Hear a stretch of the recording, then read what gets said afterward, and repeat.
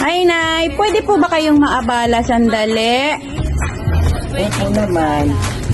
May tanong po ako sa inyo. Bumoboto pa po ba kayo? Opo naman.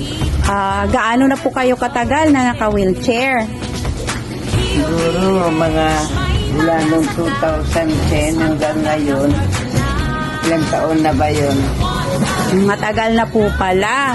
So, natatakot po ba kayo magpa-doktor? At ano po ba ang inyong health card na ginagamit?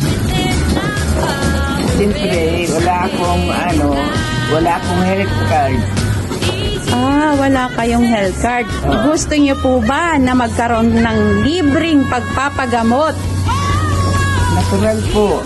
Kaya po ngayon ay bibigyan ko po kayo ng health card. Sana po ito ang inyong iboto sa darating na halalan.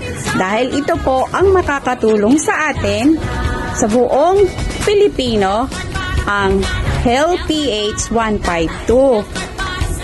Huwag niyo pong kakalimutan ilagay sa balota. Libre pa ba to? Talagang makakatulong sa akin na walang bayad? Opo. Salamat po.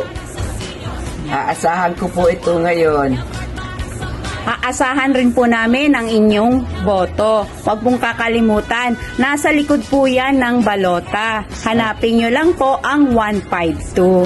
Maraming salamat po, Nanay. Hindi po, maraming salamat din.